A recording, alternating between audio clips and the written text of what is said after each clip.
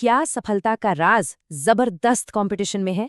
अगर ऐसा लगता है तो पीटर थील की किताब 0 to 1 शायद सोचने का तरीका बदल दे। देखिए, ये सिर्फ स्टार्टअप्स के लिए एक गाइड नहीं है, ये तो भविष्य बनाने का एक तरह का नक्शा है। चलिए, इसके कुछ सबसे बड़े और कह सकते हैं विवादास्पद विचारों को समझते हैं। थील अपनी किताब की शुरुआत इसी एक सवाल से करते हैं, और ये सवाल हर पुरानी सोच को चुनौती देता है। उनका मानना है कि असली प्रोग्रेस उन सच्चाइयों को खोजने में है जिन पर आज ज्यादातर लोग यकीन नहीं करते।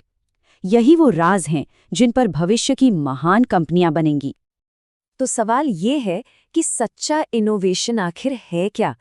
थील के हिसाब से ये मौजूदा चीजों को थोड़ा और बेहतर बनाना नहीं है। नहीं, ये कुछ ऐसा बनाना है जो पहले था ही नहीं, यानी 0 से 1 तक का सफर तय करना। देखिए, सीएल प्रोग्रेस को 2 हिस्सों में बांटते हैं। पहला है 1 to N, जिसे हॉरिजॉन्टल प्रोग्रेस कहते हैं। मतलब जो चीज पहले से मौजूद है उसी की नकल करके उसे फैलाना, जैसे एक जगह बने स्मार्टफोन को पूरी दुनिया में बेचना। लेकिन दूसरा और ज्यादा जरूरी है 0 to 1, मतलब कुछ ऐसा बनाना जो दुनिया में पहली बार आया हो। यही असली टेक्नोलॉजी है, प्रोग्रेस की एक सीधी वर्टिकल छलांग। तो मतलब साफ है, 0 to 1 सिर्फ एक कैची फ्रेज नहीं है, ये एक ऐसा यूनिक बिजनेस बनाने का चैलेंज है जो दुनिया को कुछ ऐसा दे जो उसके पास पहले नहीं था। ये नया वैल्यू क्रिएट करने के बारे में है, न कि पुराने वैल्यू को ही फिर से बेचने के बारे में। लेकिन एक मिनट, अगर कुछ नया बनाना इतना ही जरूरी है तो फिर ज्यादातर लोग ऐसा करते क्यों नहीं? थील के मुताबिक वजह है एक ऐसी चीज जिसे हमें बचपन से सफलता की कुंजी बताया गया है, कंपटीशन। और यहीं पर उनकी सबसे कंट्रोवर्शियल बात सामने आती है। ये लाइन टॉल्स्टॉय के एक मशहूर कथन का ठीक उल्टा है। थील का तर्क है कि हर कामयाब कंपनी अपने अनोखे तरीके से कामयाब होती है क्योंकि उसने कुछ ऐसा किया जो कोई और नहीं कर सका। और जो कंपनियां फेल हुईं, वो सब एक जैसी हैं, वो सब कंपटीशन के जाल से बच निकलने में नाकाम रहीं। तो आखिर कंपटीशन में गड़बड़ क्या है? थील कहते हैं कि ये प्रॉफिट्स को खा जाती है। जब हर कोई एक ही चीज के लिए लड़ता है तो जाहिर है कीमतें गिरती हैं। और इससे भी बुरी बात यह है कि हमारा ध्यान असली वैल्यू क्रिएट करने से हटकर बस अपने कॉम्पिटिटर्स को हराने पर लग जाता है। और नतीजा क्या होता है? इनोवेशन नहीं, बल्कि नकल और एकरूपता।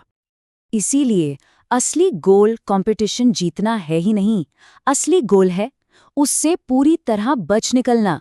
और ये कैसे होगा? एक मोनोपोली बनाकर, एक ऐसी जगह जहां आप अकेले खिलाड़ी हैं, क्योंकि जो आप कर रहे हैं वो कोई और कर ही नहीं सकता। ठीक है, तो सवाल ये उठता है कि ऐसी मोनोपोली बनाई कैसे जाए। अच्छी बात यह है कि थील सिर्फ थ्योरी नहीं देते, बल्कि इसका एक पूरा ब्लूप्रिंट भी पेश करते हैं। एक मजबूत, लंबे समय तक चलने वाली मोनोपोली इन 4 पिलर्स पर खड़ी होती है। आपकी टेक्नोलॉजी सिर्फ थोड़ी बहुत बेहतर नहीं, बल्कि कम से कम 10 गुना बेहतर होनी चाहिए। आपके प्रोडक्ट में नेटवर्क इफेक्ट होना चाहिए, जैसे फेसबुक जितने ज्यादा लोग उसे ज्वाइन करते हैं वो सबके लिए उतना ही वैल्यूएबल हो जाता है। और साथ ही बड़े पैमाने की इकोनॉमी और एक ऐसा ब्रांड जो भरोसे का दूसरा नाम हो। और ये एक ऐसी सच्चाई है जिसे ज्यादातर इनोवेटर्स नजरअंदाज कर देते हैं। एक शानदार प्रोडक्ट बना लेना तो बस आधा काम है। अगर उसे बेचने का कोई असरदार तरीका नहीं है तो वो बिजनेस सफल नहीं हो सकता। सेल्स और डिस्ट्रीब्यूशन कोई मामूली काम नहीं है, ये प्रोडक्ट जितने ही इम्पॉर्टेंट है। थील किसी भी स्टार्टअप को परखने के लिए एक चेकलिस्ट देते हैं, ये 7 सवाल। जैसे रहस्य का सवाल, क्या दुनिया के बारे में कोई ऐसा जरूरी सच पता चला है जो दूसरों को नहीं पता?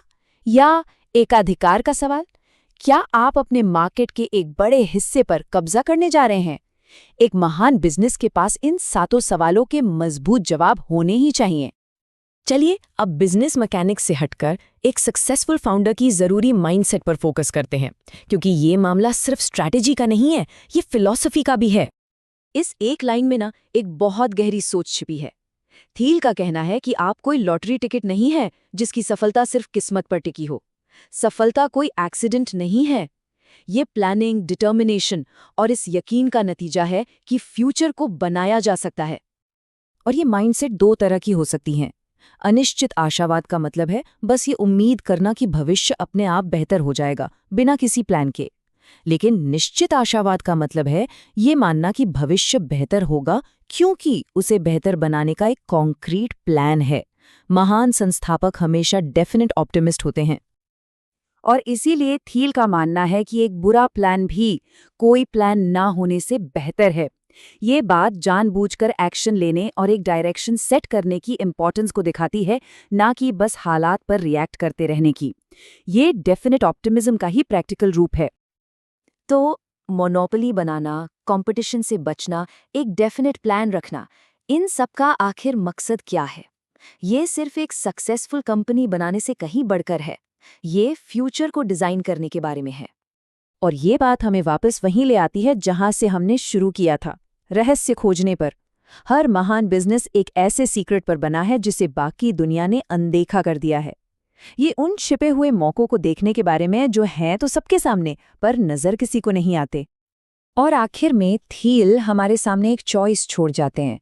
क्या हम पुरानी चीजों की नकल करके ठहराव यानी स्टैग्नेशन का रास्ता चुनेंगे, या फिर 0 to 1 जाके कुछ नया बनाएंगे और एक ऐसे भविष्य की नींव रखेंगे जो आज हम सोच भी नहीं सकते? ये चुनाव हम सबका है।